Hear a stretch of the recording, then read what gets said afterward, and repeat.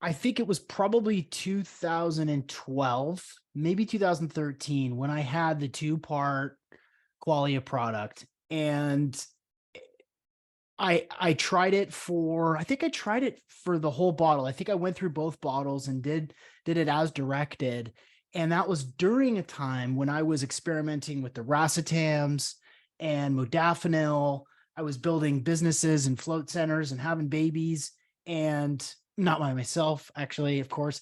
And so I was tinkering around with my cognition quite a lot, meditating a lot, floating a lot. And my experience with the quality products back then weren't great, and it was a little too much.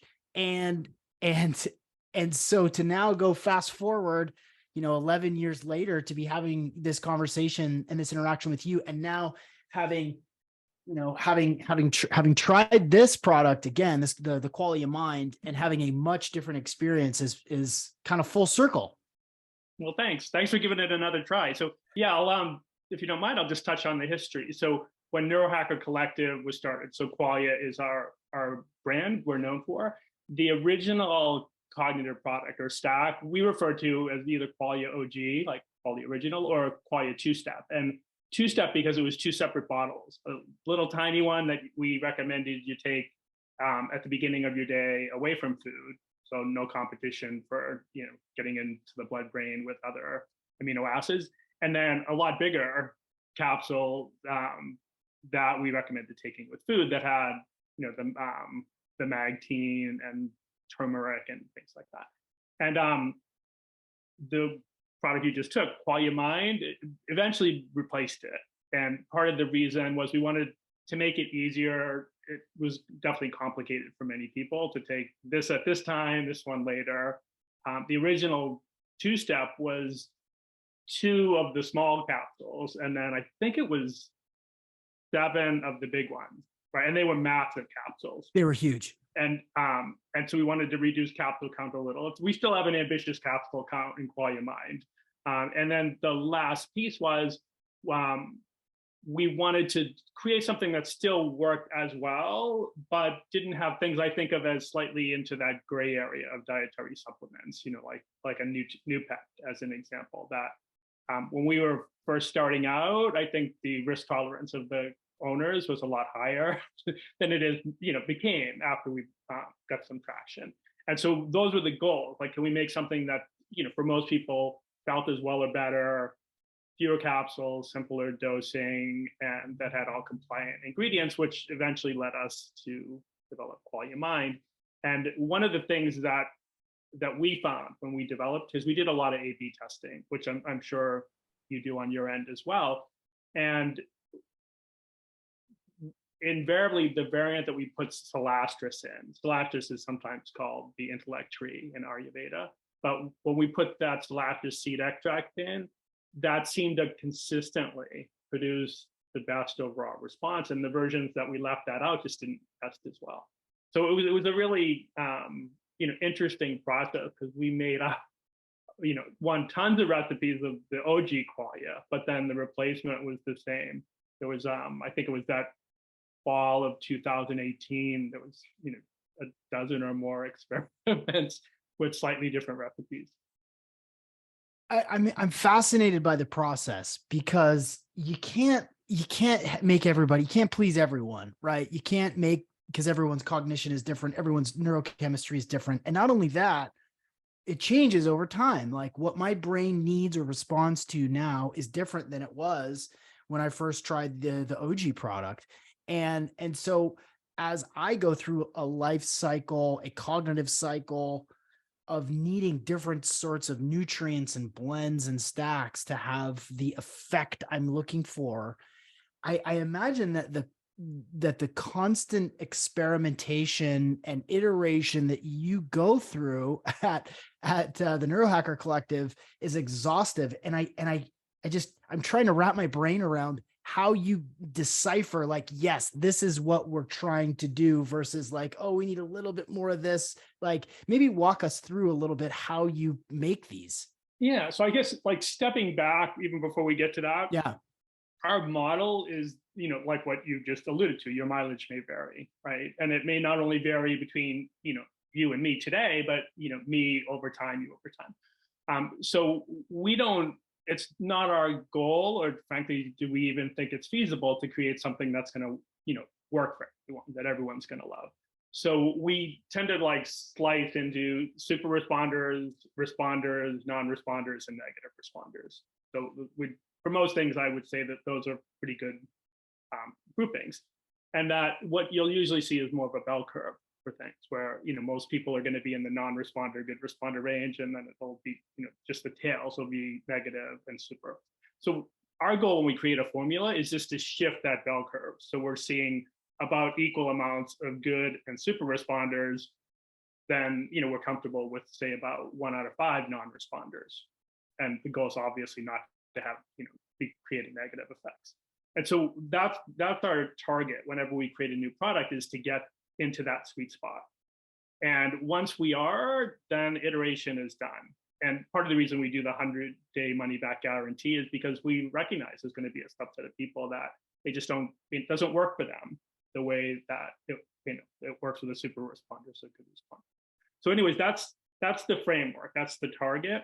And I think, I wouldn't say that's unique, but I think there's a lot of delusion out there, like, oh, I'll get something that'll work for everyone. And that's just not our mindset.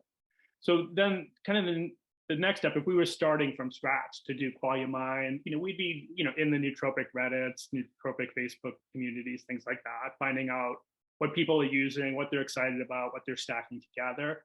That'll form one, I call that the N of 1 branch of information. Then we'll also be reading, any of the human studies on things like, say, an alpha-E, right? We would have exhaustively read those, ranked them. A lot of these studies in our space are, frankly, a lot weaker than influencers might lead you to believe in terms of their results. And then, we would also then look at mechanisms, but more from we tend to say complex systems approach, but like a systems approach. So like the choline cycle, as an example, there's, different points you can enter that with choline precursors.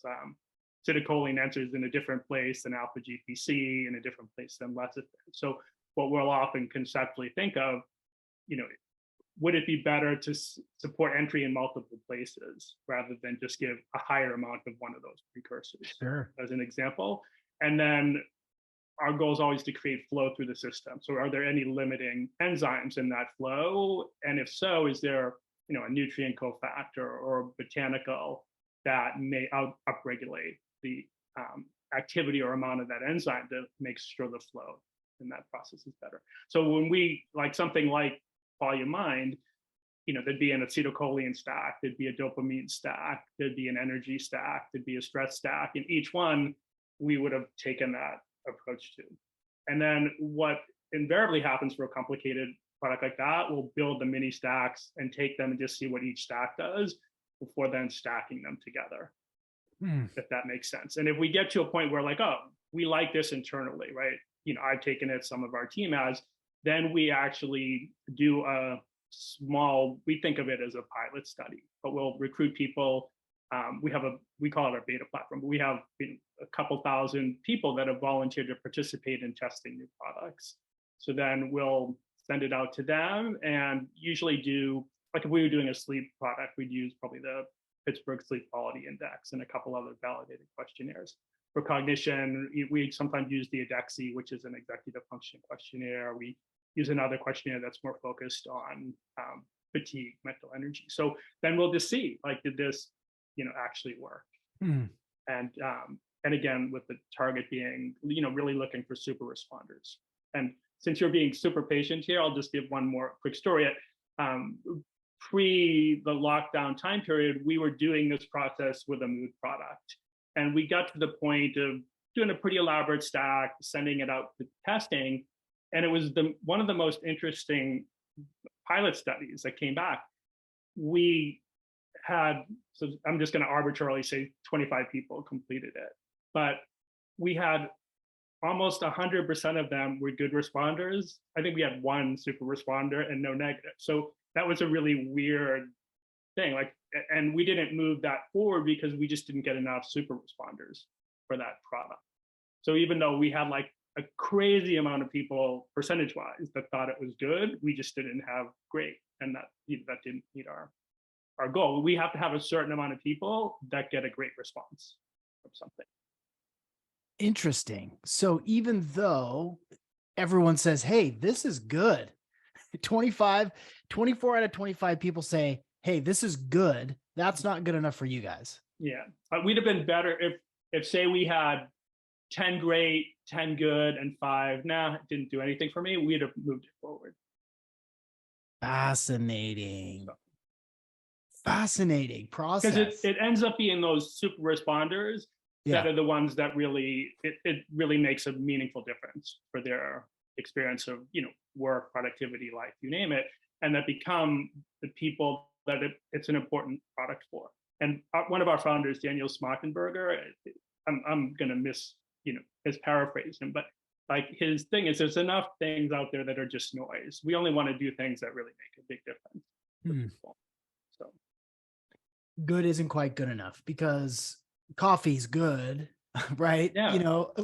A good night's sleep is good, but that's not the same as noticeable vocabulary recall and trackable focus and short-term memory, long-term memory stuff. That, I guess, that makes sense to me. It's awfully interesting to be able to peek behind the curtain and see how the sausage is made to understand how this process works.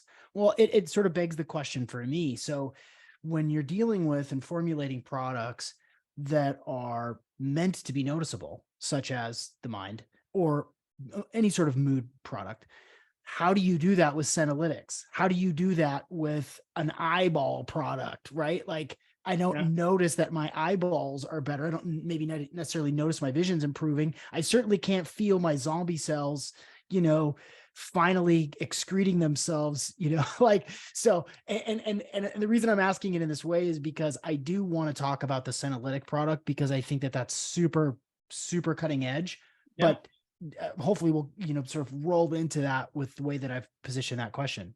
Yeah, well, let's do the vision one first because that's more straightforward. So Polyvision is the name of this product, but that was created, and I was the champion of it, to do something for screen time because I'm on screens a lot, right? So screen time stress.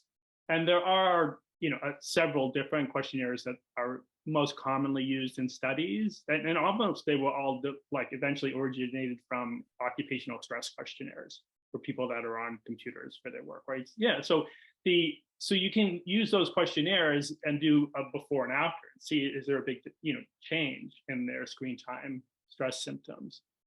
Now, one of the things that was interesting when we did that for quality of vision is my numbers may not be completely accurate, but we have this published on our blogs under studies.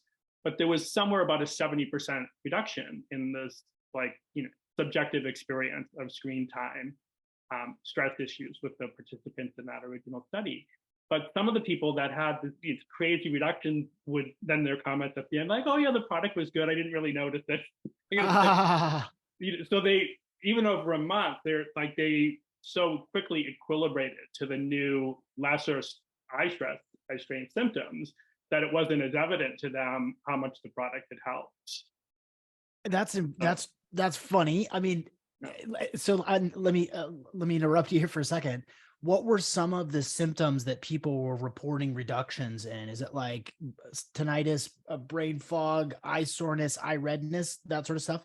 So the questionnaire we used for quality of vision was very much related to eye strain things. So those are, so I tend to think of front of the eye, back of the eye, and eye muscles, right? Those are the three clusters of how the symptoms, and then the last one would be almost like tension symptoms, like shoulder strain, headache. But the front of the eye, that's, more than anything else, that's the sensation of either your eyes being really dry, or the flip side of that is, as a protective mechanism, your eyes water a lot to try to lubricate themselves because the stress. So that would be, one area of symptoms. Back of the eye, that's your retina, and it's more things like people often think of. The only thing with vision is visual acuity, right? Like how crisp your vision is when you're doing a driver's test, as an example. But that's just one of many important jobs vision does. Like one of the most important ones, and think like in nature, right? Or if you have a garden, there's going to be different shades of green in that garden. Like how do you pick out those gradients, right? That's your retina, right? Color vision. So, that's where your macular carotenoids like lutein, zeaxanthin, and, things like that. They don't really improve visual acuity. What they do is things with contrast and retinal health and flicker and things like that. So, they're in a sense shade for our retina. So they're like a big part of that blue light protection. And then the last part, and I'm sure you would get this just from working out, right? Like imagine someone said, all right, Sean, I want you to hold this dumbbell for the next 2 hours and just stand there, right? Somewhere long before that, your muscle would be quivering, right? So when we focus our vision on, our screen, like right now I'm on my computer, but the closer in our focus is, the more the muscles have to like essentially rotate our focal point in. So like a TV across the room is going to cause less of that muscular strain than a computer a foot away, and that's going to be much less than a phone if it's 6 inches away. So what functionally happens is people are on screens, and a lot of especially I've seen it with some of my younger friends and their kids, is they'll have a phone or iPad right in front of their eyes, and usually that's going to cause eye strain really quick. Like a computer, maybe you've got 2 hours before those muscles, if you don't take a break, start to freak out and quiver.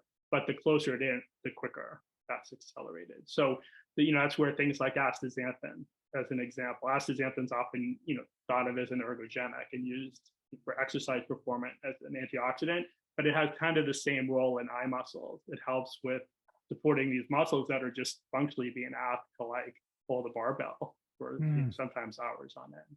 So that's like when we did Qualia Vision, it was very focused on, like a selection, but I put something together for marketing, like it's the colors of the rainbow, right? Bilberry, or blueberry is that front of the eye, right? That's where it mostly protects. Astaxanthin's that salmon pink color, right? Salmon would feed on it, right? That's a different color, and that has a different role. The lutein, zeaxanthin are those yellow pigments. Goji berry is another thing that naturally has carotenoids, and so does saffron, as an example. And then I guess before we move on, the one other piece just for your audience, beta carotene is crazy overrated for vision. Right? So it's not a macular carotenoid. Its role is being made into actual vitamin A, which is involved in dark vision. And carotenoids can compete for absorption. So fundamentally, if you had a product that had lutein and zeaxanthin, which you want to get in, as macular carotenoids, and beta carotene in it, the beta carotene is going to slow or prevent some of the absorption of the good stuff you need. And not really, there's very few people in North America or US, as an example, that are functionally vitamin A deficient that would benefit from that. And then the last piece is vitamin A, just because of its role. Like if you hit vitamin A and blue light, that combo is actually bad for the eyes. Like in an animal, like as an example, if they were exposing an animal to blue light stress, vitamin A is going to exacerbate that stress. But in part, because again, vitamin A is more for dark vision, right? It wouldn't be a time where blue light would be an issue. Interesting. So anyways, it's one of the things I remember seeing when I looked at a lot of competing products early on in the Qualia Vision arc, at how many of them combined good carotenoids, the macular ones, with beta carotene. Because of this, I think it goes back to when I was a kid, carrots are eaten by, good for your eyes. Yeah. And that's, they are, but not because of the beta carotene. They're not the beta carotene, the carotenoids specifically are the ones. Yeah, the macular carotenoids. Yeah. The macular carotenoids. I think vision, of course, you and I, you especially, but I myself as well, we're into this stuff, right? We're fascinated by ingredients and stacks and performance optimization. I think for the sort of regular consumer that maybe takes a couple of vitamins or a couple of supplements because their friend or their buddy Sean maybe suggested that they do, I don't think that very many people even know that eye products exist. And so to go this deep into the different the distinction between beta carotene and macular carotenoids to help your eyes and envisioning sort of the color of the rainbow and the different, you know, polyphenols and colors that you're ingesting that are actually going to help your eyeballs is pretty fascinating. I did one really quick story post about quality of vision, and it was kind of clever. I thought it was clever because it was like started out of focus, and as it came out, came into focus. And I got like 6 or 7 different DMs from people that were like, let me know how this goes. I'm super curious about, I didn't know that there were vision products. There are products for the eyes. Let me know how that goes. So I want to stick with this, with the vision product more specifically for a second. What do people say? What has some of the feedback been specifically on quality of vision after they've experienced it for a while? I think the most common thing we would get would be people that their use case is a lot like mine. They're on screens for a lot of their workday, and they notice typically relief in their eye strain symptoms, and often very quickly. So when we did our original pilot on it, I think we asked the questionnaire at 2 weeks and 4 weeks, and we saw a pretty robust response by 2 weeks. So it's Wow. for that subset, it was intended to be a felt product, and it is. And like I said, the one drawback is people, can equilibrate to their, their levels of stress so quickly that sometimes they'll, a month later, they'll, not realize how much eye strain they had before they started something. But one of the nice things is, when you stop something, it doesn't take long often for those eye strain symptoms to come back. So not like a nice thing for that person, but like a piece of evidence that the product might have been helping you. So. That's super interesting. Yeah. After a couple of weeks, I didn't really notice it anymore. And it's like, well, that's because it's working and because you don't notice it anymore, dum-dum. I think we've all been there before. That's really interesting. So two weeks in, I'll give you just a quick kind of one story. So we have a neuroscientist that's worked with us since OG, since like original two-step. She's over in Portugal, and for different reasons, it's hard to ship her things to try them. So I just had a buddy that was on vacation there, so I'm like, bring her this swag box of all our products. So Tuesday we had our weekly call, and she's like, wow, I love vision. My eyes feel so much better just taking it for the last week since your friend gave it to me. So, and she wouldn't be like, she works with us, but I wouldn't think of her as an aggressive supplement taker, right? So, it was interesting to get her, such strong feedback right away for that product. It says you can take it anytime, just take 1 capsule each day with food. And then you have another little piece of this, which I think is important. It's nice to know that you're thinking a little further ahead. We recommend taking quality vision 5 days on and 2 days off each week. It does not matter if the off cycle days are consecutive or apart. What's the, I know I have a suspicion about why you do this, but I would love for you to explain, because I don't think that specificity is something that people are keenly aware of. Why would you do that?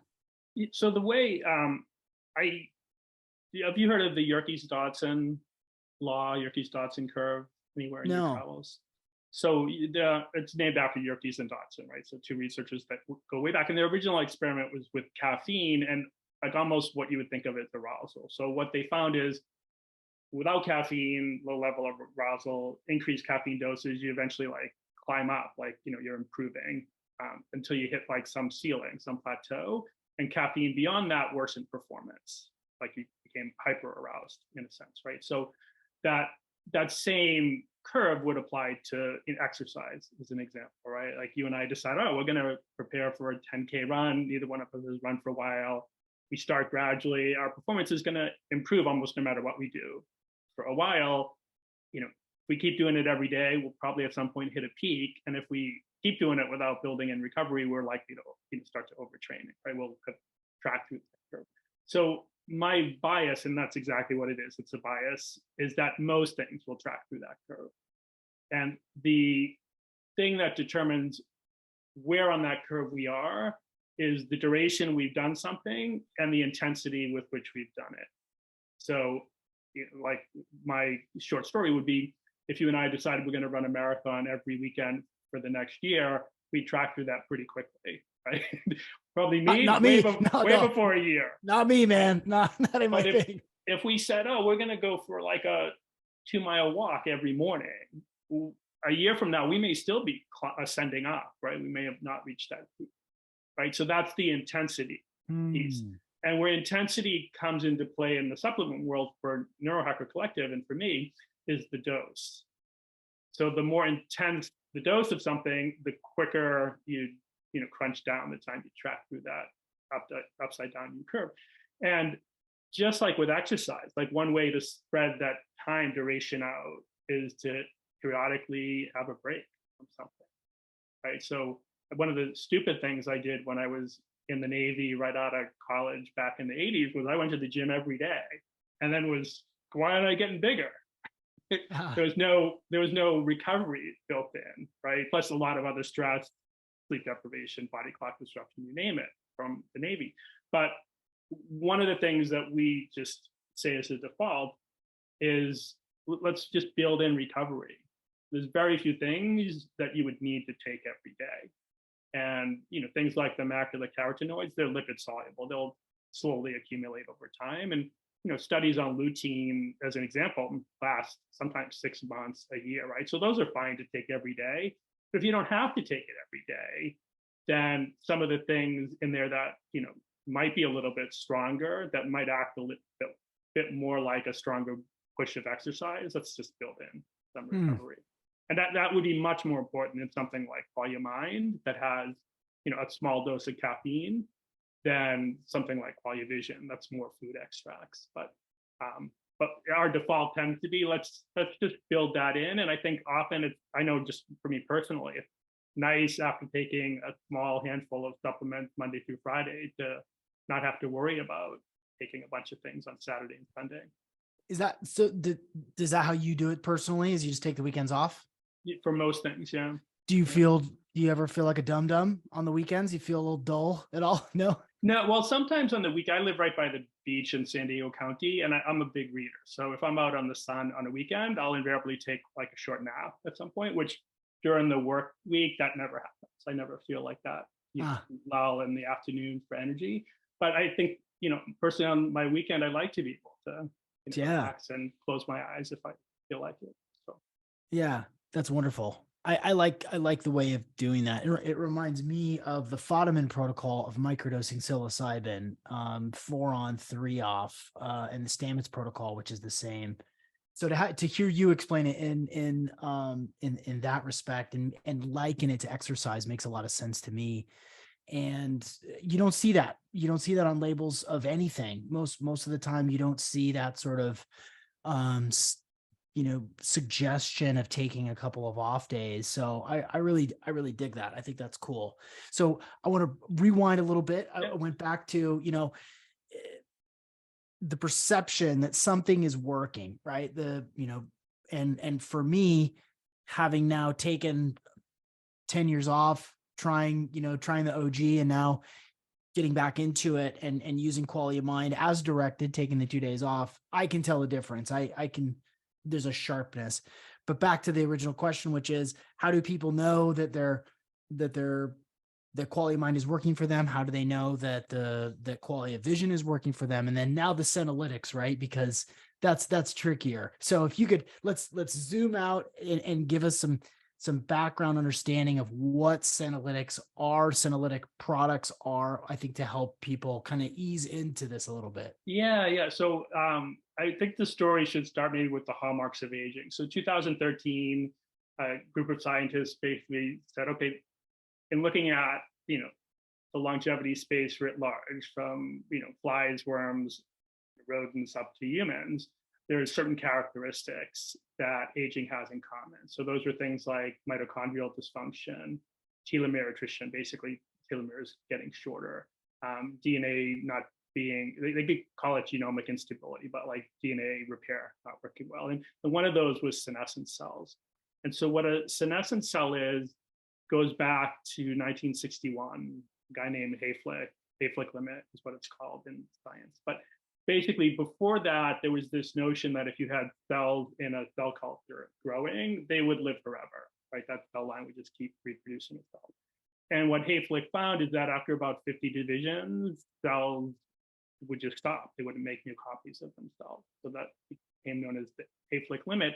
And the reason is called replicative senescence. A cell can only replicate itself so many times before telomeres shorten to such an extent that it won't copy itself anymore. It's called a DNA damage response. But fundamentally, you don't want to risk copying a cell that there's damage to the DNA. And so, going back to the 1970s, it was, that's where cellular senescence became the name, or senescent cell. And there wasn't really a lot of thought given to cellular senescence until the, say, like 2005, 2010 time period, when other roles of it became obvious.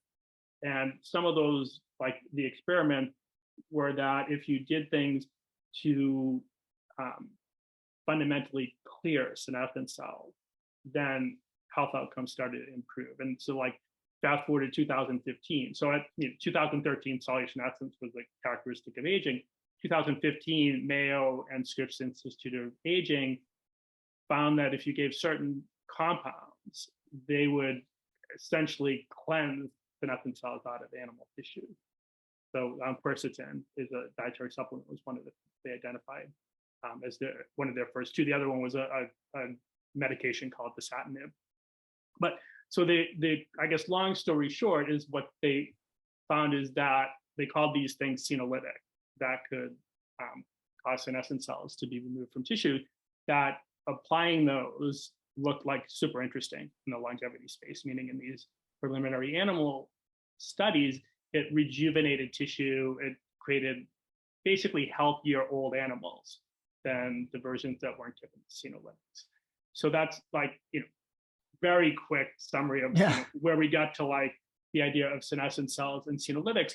And I think there's a few terms, they may be, a little beyond the audience, but I'll try to put it into more of an analogy.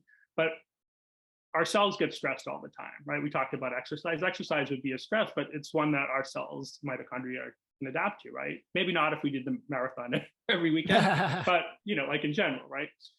And, so I think of when a cell is stressed, there's going to be a continuum of how it tries to respond or adapt to that stress. So, one of the early things is it's going to increase antioxidant defenses, make more glutathione, more SOD, these enzymes that can quench free radicals.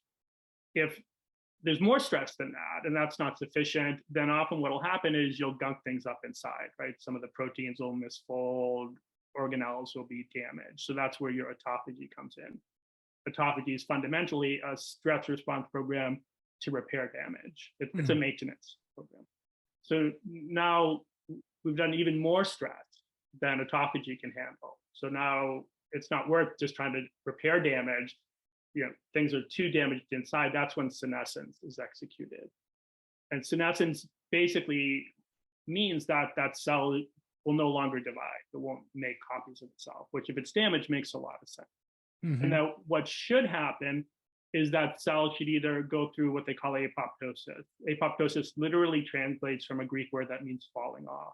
So falling off in the sense of, imagine leaves falling off a tree or fruit falling off a branch, right? It's this natural process that should happen. Cells would go through it. And we have, like 50 to 70 billion cells a week that go through apoptosis, right? It's like a normal thing. And then things that are stress cells that for whatever reason haven't gone through that, the immune system should find and scavenge up, right? So the way I think that, I know I explained it this way to our head of marketing and it worked for her, so hopefully the audience will, is think of a tree or a bush with vibrant green leaves. And now all of a sudden you start to see some yellowing leaves on it. So those yellowing leaves would be like senescent cells. They're still there. They haven't gone through the falling off process, but they're damaged, right? Like, they're probably not going to make new healthy leaves. They're just taking up space on the plant. And So if they don't fall off, which some may not, that's where your gardener comes in and prunes them away. In this case, the gardener would be the immune system. So what a senolytic is intended to do is convince those cells to literally fall off the plant. Right? It's to get them unstuck. So they're in this, like folding phase. They sometimes called the zombie cell, but they're like there. It's to get them now to kick off the rest of the way and fall out of our tissues. So that's fundamentally what a senolytic does. The science is pretty complicated, but it's to trigger that senescent cell to complete the journey it started but didn't finish. And by doing that, just like in a plant, now you've made room in that tissue for new cells, and resources are freed up now to better nourish the healthier cells rather than be wasted on the equivalent of the yellowing leaves. Beautiful comparison. That's so much more elegant than the way that I've read about it and tried to wrap my brain around it before. I mean, like that's brilliant. Everyone can picture a yellowing leaf. When you say yellowing leaf, what tree do you picture? It's actually not a leaf, it's a tree, it's a tomato plant. And in Ah, part because that was one of the things my mom always had in our garden every summer was tomato plants. for whatever reason, I pictured a cherry tree. Okay. And we had a cherry tree in my front yard growing up. Yeah, that's really a graceful way to explain it, and to enable those yellowing leaves to complete their journey. I mean, it's poetic almost the way that you lay it out, Gregory, because everyone wants to allow the tree to continue to grow and to do what it needs to do. And if it's covered in these yellow leaves that are still there but not contributing particularly, and yeah, that's really cool. Okay, so thank you for that explanation. That's so much more appropriate than calling them zombie cells. Well, So our head of marketing is a big gardener. So I was trying to figure out a way that would make sense to her at the time when we were developing the products. yeah, it's a lot less apocalyptic, right? Yeah. So then how do we know that the product does what it does? And does anyone ever experience some effect? Is it noticeable at all when you're taking the senolytic product? Yeah. So that's a great question. And it's one that so like long story short, senescent cells gradually accumulate through the aging process. So a 20, 25-year-old would have, in theory, trace amounts very low, right? Not interfering with function anywhere. By the time you're 70, it's probably interfering in a lot of different tissues. And the general way I would think about it is a threshold effect. Just like a plant, one or two yellow leaves, it's going to probably be fine, right? But if a third of the leaves, 20% of the leaves are yellow, it may be really struggling. So what would happen predictably with aging is more and more of our tissues will accumulate more of the yellow leaves. And so a lot of the things we think of with aging, there's a connection to senescent cells. So, the joint discomfort, as an example. Joints have a lot of fairly rapidly renewing fibroblasts, or the type of cell. And fibroblasts are one of the main cells that can become senescent. So, so joints would be an area some people feel. There's anabolic resistance is how it's often termed in science, but most people understand that as we get older, it becomes harder for our muscles to get bigger and stronger with the same anabolic stimulus. So that's the idea of anabolic resistance. So in animals, at least, senescent cells have been found to be at least partially responsible, maybe even more, because if you do a senolytic and get rid of them, then muscles in older animals become more responsive to these anabolic signals. Visceral adipose tissue, so that's like the belly fat type of fat, right, hidden in and around our organs. That creates a lot of inflammatory things, and it's the main type of fat that causes the metabolic issues you usually think of with metabolic syndrome. So senescent cells in adipose tissue contribute to that. So almost any area you think of as we age, that challenge has a connection. But someone like I may have issues with joint comfort. You may have, metabolic syndrome. A third party, it may be their, muscle response to lifting weights is just a bit blunted. So that may be the area where in those tissues, they're past that threshold. And pruning them away, they'll notice in that area where, so I might not see it in the same way because it's not hindering me in the same way.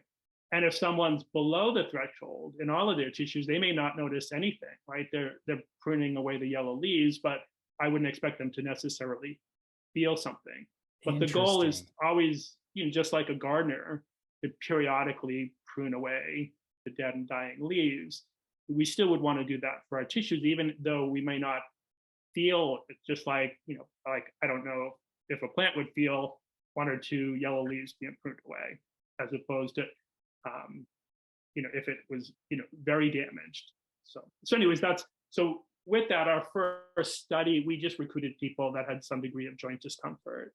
I think they ranged from 35 up to 70 years old, and said, hey, do 3 cycles of this, fill out this like standard questionnaire that's used widely in research on joint issues. And again, we saw 50% plus improvements for those 3 cycles for that subset of people, right, with this particular issue. Do you use that same bell curve for super responder versus it was good? Yeah. So so like as an example, one of the subsets of questions in that has to do with flexibility, so comfort bending over. Another subset of questions has to do with activities of daily living. So, walking up and down stairs comfortably, or, getting in and out of your car, carrying groceries, things like that. And so what we would see the same thing, like some of them, I'm just going to make up a number, but like say, was a 10, right? Like it was really bad in an area and now was a 1 after 3 cycles. Someone else was a 10 and was a 7, right? They were the good responder.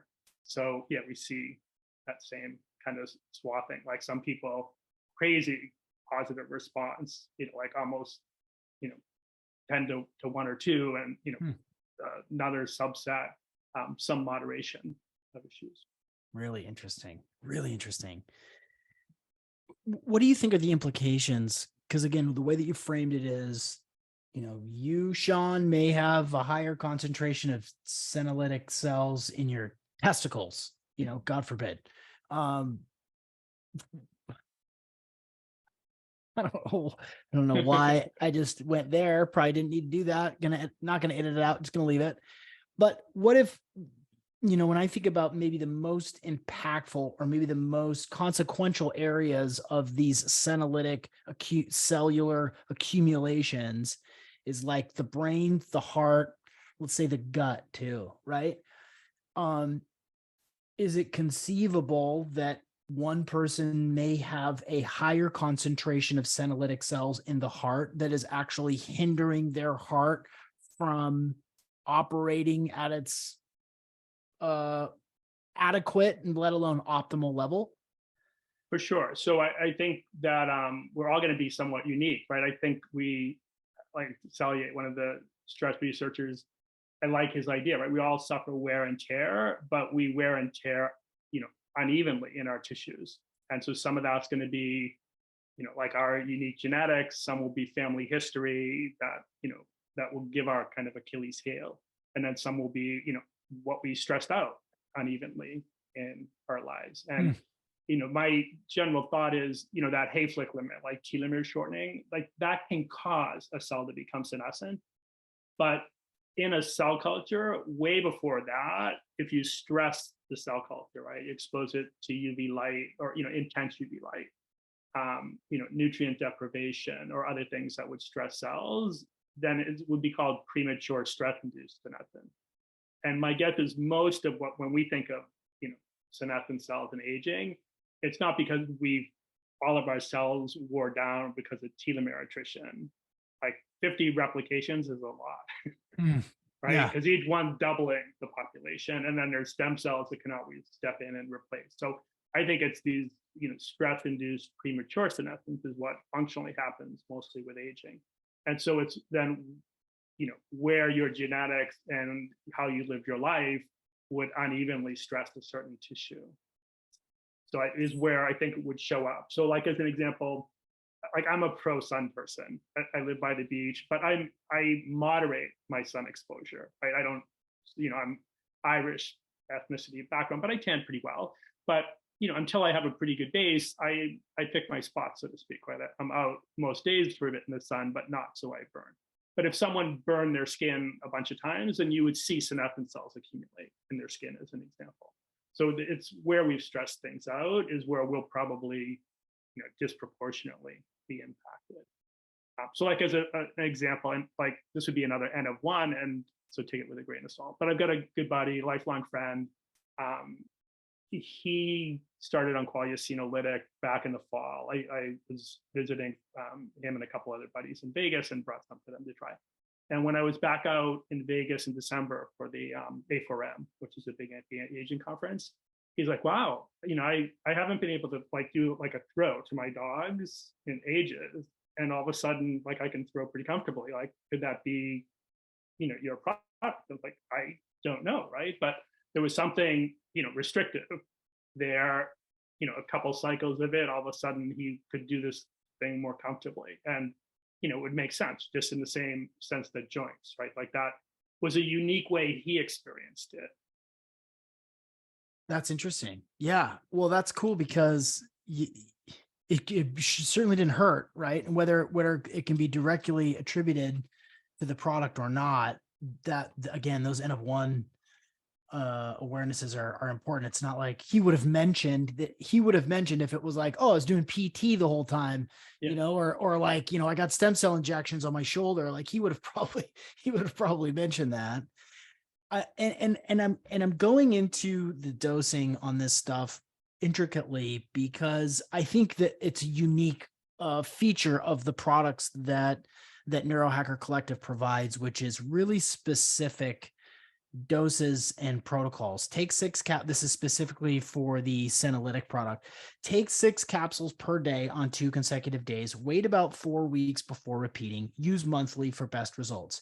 So when you say 1 or 2 cycles, is 6 capsules for 2 consecutive days? Is that 1 cycle?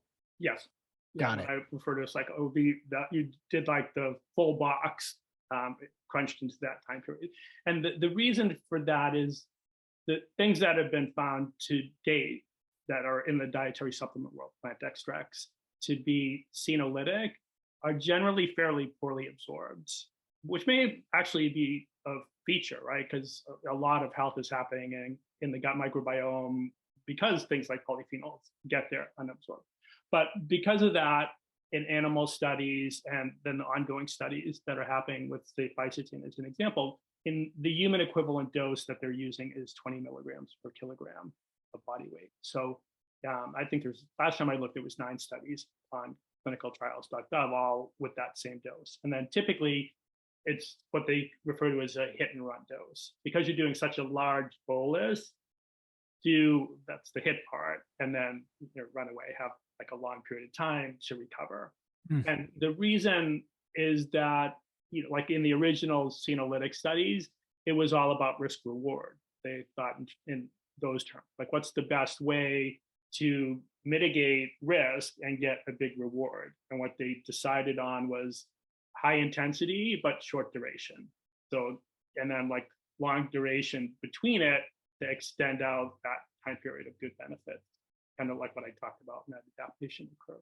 So that's how we recommend doing it. That's consistent with both the ongoing human studies and the way Senolytics have been used in animal studies. So something like Fisetin, as an example, I see in some other products that even call themselves Senolytics, but the dose will maybe be 100 milligrams total, rather than the 20 milligrams per kilogram. So it's too low to really have a senolytic effect. I see. And then the other thing is, like most things, and you would know this really well, most things aren't like all good or all bad. They're context dependent. So senescent cells play some positive roles. Like if we did something or something happened and I injured a tissue, my body is going to make some senescent cells in that local area to call in the immune system. And when the immune system comes in, it'll clean those senescent cells up, but also help, repair that damage. So like, I think of that as transient senescence. Right. So we don't want to interfere with transient senescence. Now, Senolytics really don't do that, but that's a positive role, but it's a temporary thing. Our body made some senescent cells, they fulfilled their role, and then they either fell off the plant or the immune system pushed them away. What happens with aging is lingering senescence. We made them, they didn't go away. And the goal then is, and again, this would be the analogy I use for our head of marketing, you wouldn't prune a plant every day, would you? You'd kill the poor thing, right? Yeah. Like prune it strategically once a month, maybe. So that's the same way that scientists have evolved to think about using Senolytics. Wow. So I've seen, like in animal studies, it'll be, an animal doesn't live as long, so they'll crunch down that vacation from the Senolytic shorter. But it, like the least amount of time that we've had people go before doing another cycle is 12 days off. So, like for our study that we did on people with the joint discomfort, we had them do 3 cycles over about 5 weeks.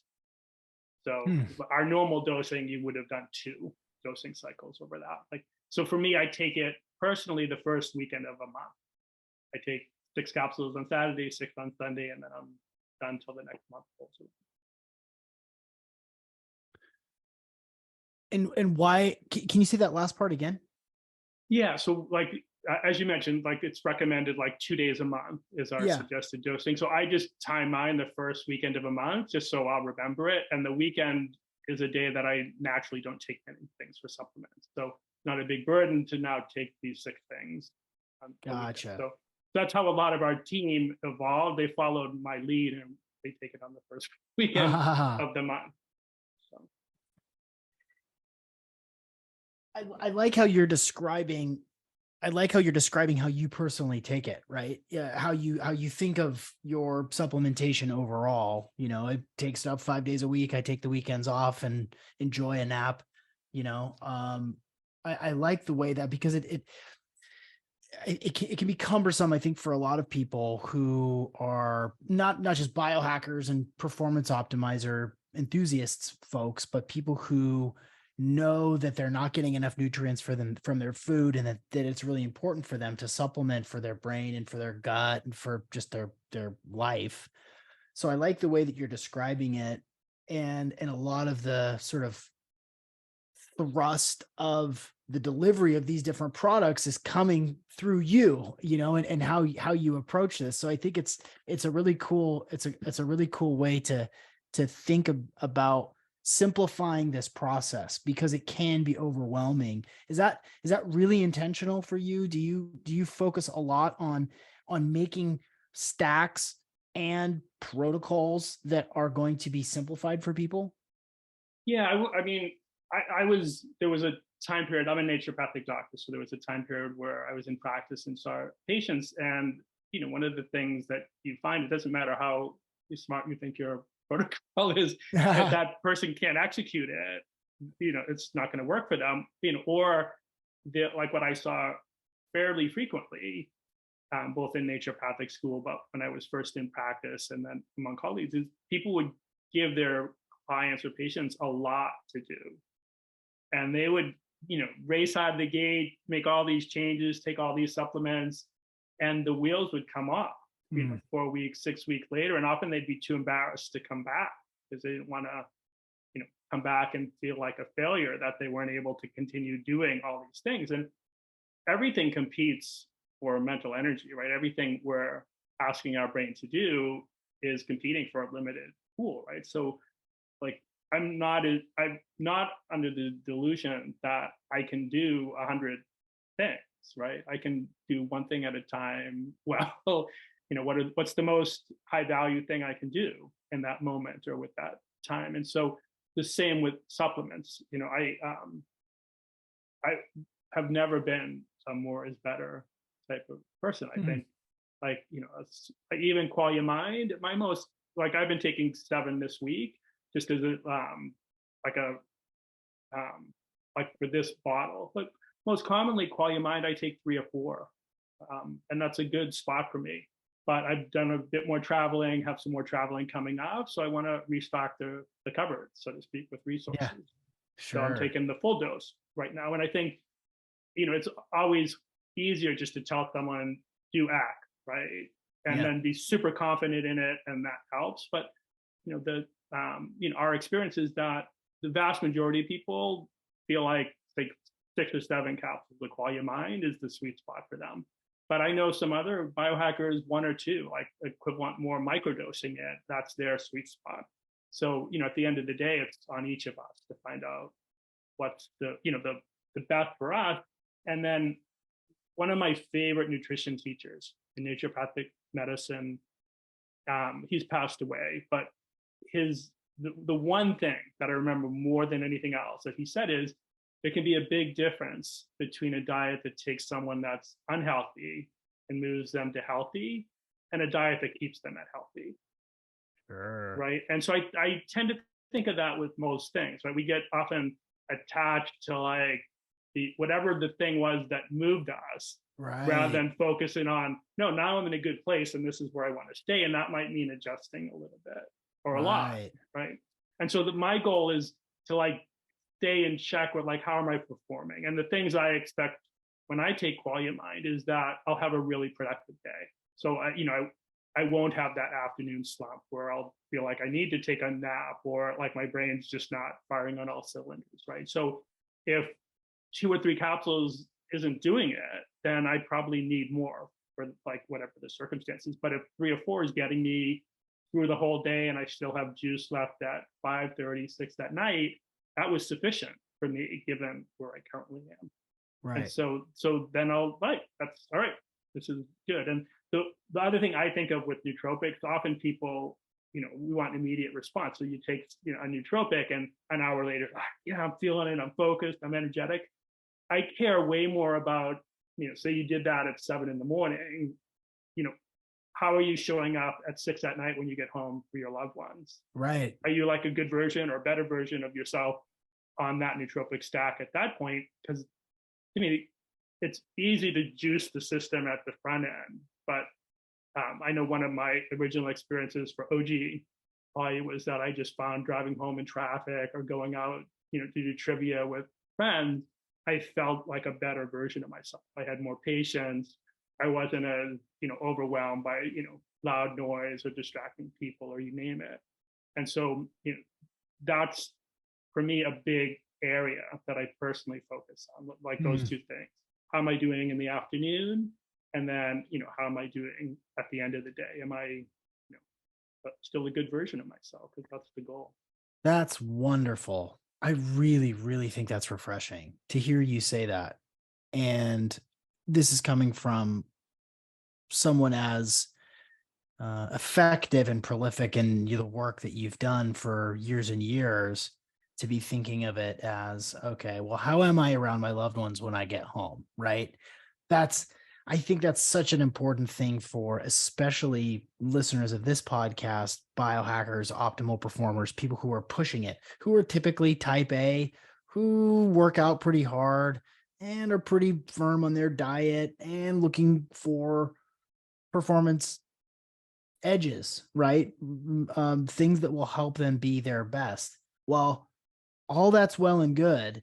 You could kick ass at work and at your CrossFit workout. You crushed Murph today. Congratulations. But if you come home and you're just a blob of goo and you can't play with your kids, or you snap at your wife and you bitch about her cooking, or you have to watch 4 hours of television to just like, because you're brain dead from cranking it so hard that day, that's a problem. So to hear you say that, I think is a really, really important point.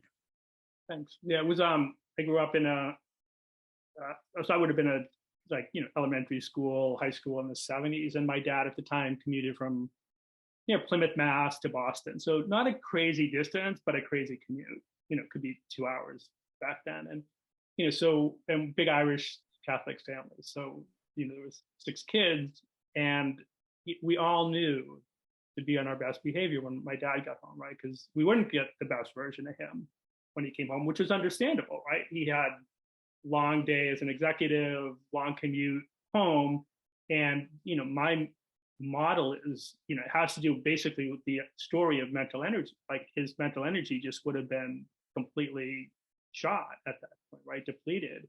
And my story of my dad is, if like, this is in hindsight, like if he was given the opportunity to recharge, which recharging for him meant going down to his workbench and fiddling or polishing his shoes, but it's similar for most of us, right? Something that's more habitual, that's so different than how we spent our day, that our brain can, like, move resources from where they were overused to where they were stored and weren't used, then we'd get a great version of my dad an hour or so from now. So I think another thing that's, like the story I tell about my dad, I think is a lot more useful than the story I would have told when I was 17, right? And now it's cutting people a lot of slack for if they're not their best self at the end of the day, that maybe it's not their fault. Like they just maybe needed more mental energy, or whether that's nootropics or positive habits that allow them to recharge during the day.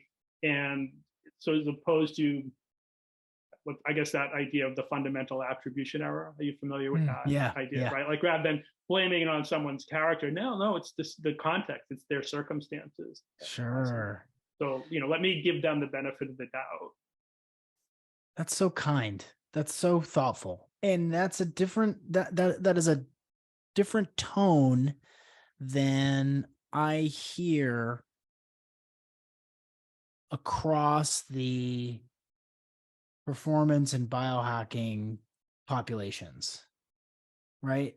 This idea that maybe you just needed a little bit more nutrient support and you wouldn't be so short with your family. Maybe you just needed some sort of nootropic, even two, like, and not, maybe you don't need the 7. Maybe you need maybe the minimum effective dose for you, Johnny, is 2 first thing in the morning. And that allows you to come home with a little bit of more of a positive attitude when you get home during the day. That's a lot.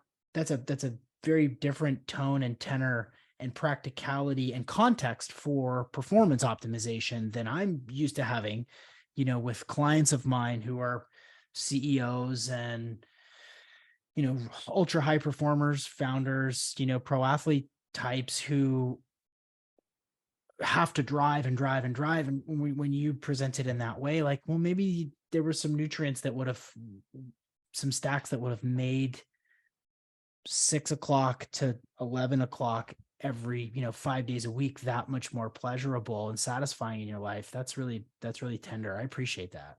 Thanks. Well, I think the other thing too, that it's sometimes harder for us to be aware that things can have more remote effects or more distant from when we did something, right? So, I think the 2 big windows that have disproportionately big impacts are the beginning of our day and then the transition into darkness, right? Because that's when our physiology is set, like our daytime physiology, our nighttime physiology. So, what we do in that beginning of our day, ripples all the way through till bedtime. And so, breakfast can impact our sleep at night fundamentally, right?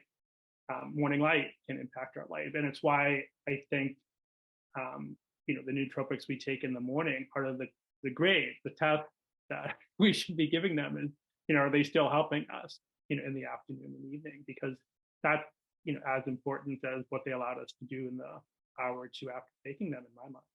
Yeah, I agree. I agree completely.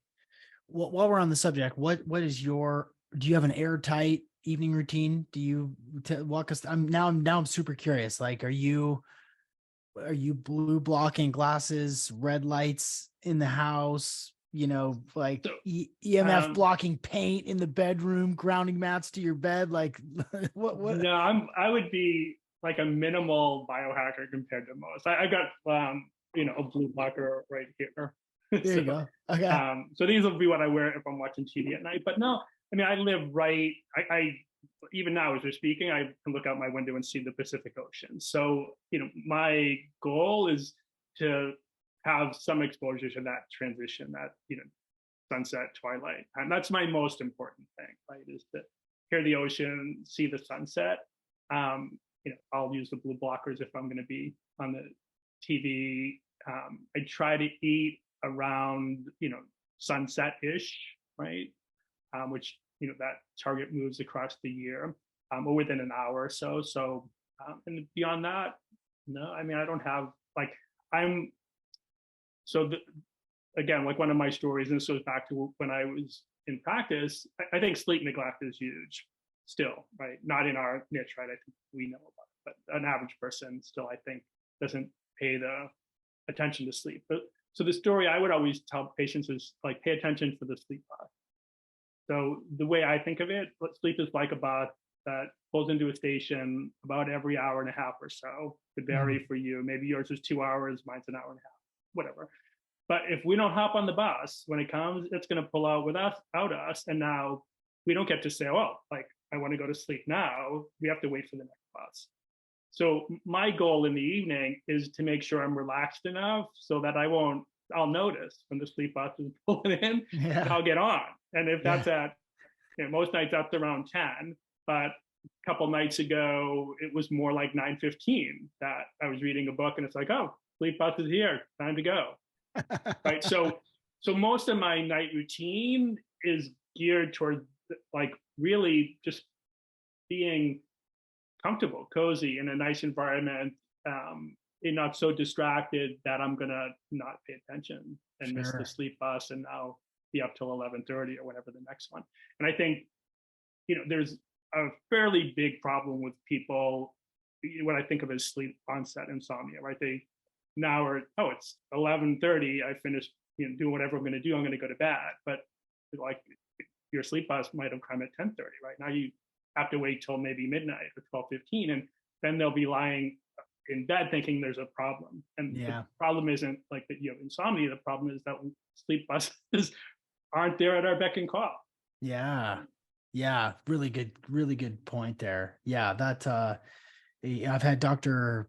Michael Bruce on the podcast a number of times. I've spent a lot of time thinking about sleep and hacking sleep. And you're right. That is a really important point, that when the sleep bus pulls up, when you have that sleep drive and you do that yawn, that big, like, oh, I could go to sleep, that when that's there and it's like after 9:30, and because obviously there's some value to keeping the same bedtime and keeping the same wake up time.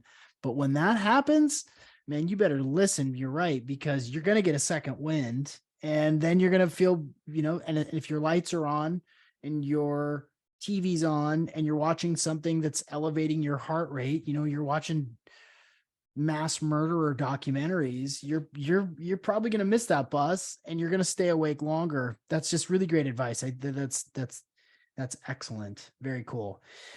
As we get toward sort of the tail end of this interview, what is the grand vision for the Neurohacker Collective? I think so that I can't speak for the founders other than things I've heard them say in all hands types of meetings. But 3 people founded it, 2 brothers, James and Daniel Smockenberger. James is our CEO. Daniel is legit one of the 2 brightest people I've ever met or been around. And then the third person was one of their buddies. And their goal at the beginning was they really care about our planet and society and wanted to contribute to making a better world. And James in particular had cooked his brain in his mid-20s, had the connections and the resources to go to a pretty sophisticated clinic, get IVs and, biohacks basically, right? And rejuvenate his brain and his performance. And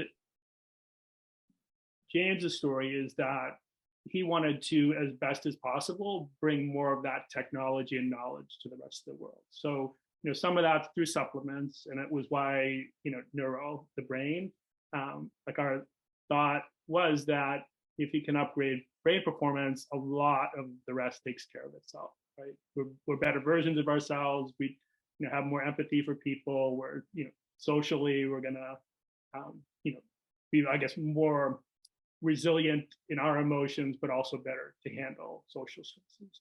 But that's the podcast, like what you're doing. We have a Collective Insights podcast that's the same. We have vastly more, followers on Instagram than we'll ever have people buy from us. And our goal is to make sure that we're giving them legitimately good content. So, in our own way, I think the goal of Neurohacker is very similar to your journey, right? It's to impact as many people, giving high quality things to do, because it's easy to get lost in all the noise, right? Like I follow a lot of biohackers, and often more isn't better. It's so like I remember this goes back to like pre 9/11. I was working for this startup.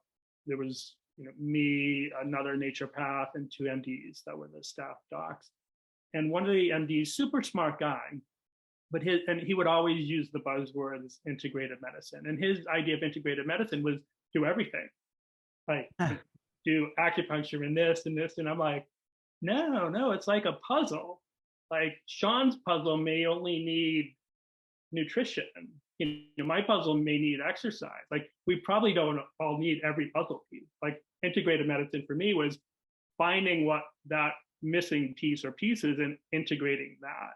And so I think the same for a lot of the people that follow you, that follow Neurohacker Collective. These, compared to like my siblings or a lot of my friends that aren't doing all of the things, like sometimes stepping back and saying, are there like a key, like a couple fulcrums, like the most important levers that I can apply to my life, rather than thinking, oh, I'm just going to do it all. Yeah. That can be, I know for me, I lived that life in naturopathic school. And there was a day I remember waking up thinking like, oh, I've got to do this and this and this, and then bike to school, and then make it through the first break, and then do Tai Chi during my break. And I was like, my life's overwhelming. I can't even get out of bed. I just have too much to do. And at that point, I just said, no, like these things are here to serve me, not the opposite, right? So there's no shortage of things that are potentially good things, but I like that Stephen Coveyism, the enemy of the best is the good. Yeah. Right. So what are the best for, you, Sean, for me, Greg, and that can be dynamic, right? The things that are best for me today may be different come the winter or come 5 years from now. So my goal is to constantly learn, to listen to experts, to make, do the N of 1, like, try something, give it a good run, and see if like it bounces something out that maybe was less good that can be replaced with something better. But often it's the fundamentals, like getting good sleep, getting exposure to, sunsets, morning light, that are the fulcrums for most of us. Yeah. So I think, we often want to overcomplicate it. So I'm not a minimalist per se. I do a lot compared to my siblings and most of my friends, but I'm a minimalist compared to a lot of the biohackers. Sure. Sure. Well, it's all relative, right? And what does even minimalist mean? Like that. Yeah. It's all relative. And, when I tell people that I shine red lights on my teeth, 5 people go, out of 10 people, 9 go, why, you weirdo? And 1 person goes, oh, I've actually tried that and that works really well. Yeah, of course. And up your nose too, nasal lasers are the bomb, of course. So I think it's all relative, and figuring out what works for you, for what your goals are, is really important. I will tell you, like kind of going back to, and I have one more question, which is a fill in the blank question before we turn off the microphones. But I have been so wonderfully surprised by the effect of Qualia Mind, and it is interesting that it lasts as long as it does, and that the effect is pleasant in the evening time, because I have tried so many nootropics where I feel so intensely affected for 5, 6, sometimes 7 hours. And then there's a crash at the end that the juice isn't worth the squeeze. And there are times in my life and in my workload where I just need to put the pedal down and really focus and get things done for 5 or 6 hours and then step away from it. But for as far as a daily product that doesn't leave me feeling, worn out by the end of the day, Quality of Mind has been fantastic. I've really enjoyed taking it. And so that's just my 2 cents. I've really enjoyed it, and specifically the effect in the late afternoon, early evening, going into some of the evening activities where I'm coaching my son's flag football or going to jujitsu and competing at a really high level. I don't feel like I have to take anything else at like 5 o'clock. I don't need to get a shot of, I don't need to do a Red Bull. I don't need to do, a little bit of caffeine. Like it's enough. I can kind of tap back into it. And so I nailed it. And I'm so glad to be able to have tried it. It's funny that it's been a decade, but to be able to try it this many years down the road has been great. So, before I ask the last question, the fill in the blank question, which is a surprise, is there anything that you think I should know, or a question that you were hoping I would ask that I didn't? No questions that I can think of. I think we've covered a lot for the audience, and I mean, I always, kind of treasure these, for lack of a better way to describe it, because you're passionate, you're brilliant, so it's just great getting to interact with you, and I hope that comes across to the audience. It's been an enjoyable time for me. Awesome. I appreciate that. I mean, I get that a lot. That's a high I get that a lot. That's also a high compliment for a podcaster, because everybody's got a podcast now, but to hear somebody say, hey, this was an enjoyable conversation, and felt like you cared, and this is interesting, and we've talked about a lot of cool stuff. That's what we're here for. So, well, before I ask the fill in the blank question, where should people go on the internet? If I hadn't had announced it already, there's probably a special offer that we have set that I've already talked about in the first probably 2 minutes of the podcast. But where can people learn more? Yeah, we're neurohacker.com is our website. That's where we would put any of the pilot studies we talked about, or under the studies link there. Every product we have, including Quality of Mind, I do a long blog, sometimes crazy long blogs, and talk about each ingredient, why we chose it, why we picked the dose, why we're excited about it. So if you want to learn more, that's the place to go. And then Instagram would be our biggest venue for interacting with the broader world. We do a lot on Instagram. Someone named Tina runs social media and just does a brilliant job. So it's Neurohacker on Instagram would be where you'd find us there. It'll probably be live before this aired, maybe not. I petitioned to do a book club, a once a month book club. So it launches in June 2023. The first book is The Hungry Brain by Stefan DNA. The next one's a book called The Mind Gut Connection. And the third one is Live Wired by Eagleman. He was just on Tim Ferriss. So we'll be running that through our Instagram channel. Awesome. So I think that'll be a lot of fun. Cool idea. Summer book club. I totally dig it. And you're right. The content coming out of the Neurohacker Instagram is insane. It's no surprise that there's 500,000 followers, because it's a juggernaut, and it's all super interesting stuff. Cool. Well, this brings us to the curveball fill in the blank question, which I've asked now 350 times and always yields an interesting response. So this can be based, obviously you've lived an interesting life. It doesn't have to be specific to Neuro Collective or to Neurohacker, or doesn't have to be specific to even anything at all. But if you would please fill in the blank, you can elaborate as much or as little as you want. Everyone would benefit from knowing that when our brain's ruminating about something, it's on us to take some action to shut that down. So you got to keep going. You got to elaborate, please. So rumination. So rumination means when the same thing just keeps coming up in our brain over and over, right? So, like we all have our different health journeys, right? So mine was with alcoholism when I was in the Navy. Navy basically said, you're going to alcohol rehab, do not pass go. And, there was certain things that were just chewing up my bandwidth going into that. And one of so one was I had this car, I didn't know what to do with it because my license was suspended, but, something needed to be done, right? And it just turned out one of the guys in alcohol rehab had a side gig back, at this point in the late 80s, selling used cars. So I'm like, you can have my car for $1. Just get it out of my brain, right? Like just that decision, right? That freed up resources to now be used for something else. And what I found in that, honestly, within the first week, there was several things like that where my brain just got locked onto something, ruminating about it. And when I took an action on it, it freed those resources up to jump to some new, more important area.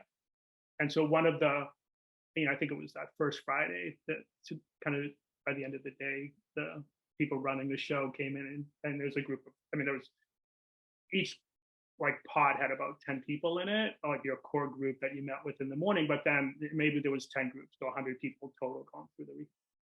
And so the people in charge said, oh, by the way, we want to, contact your parents and loved ones and let them know where you're at and what you're going through. And so I can't say what the other people experienced walking out of that room, but I was, hell no, no one's telling my parents. I'm 27 or whatever I was at the time. And the rest of that afternoon, that evening, the next morning, I woke up still that just taking up a huge amount of my bandwidth. I don't want my parents to know. And also realizing the Navy was going to get what it wanted at the end of the day, right? And so I just said, screw it. I'm not going to let anything just take up all my bandwidth again. I just walked, it was a payphone at the time, called my parents thinking my dad would be perplexed, big drinker.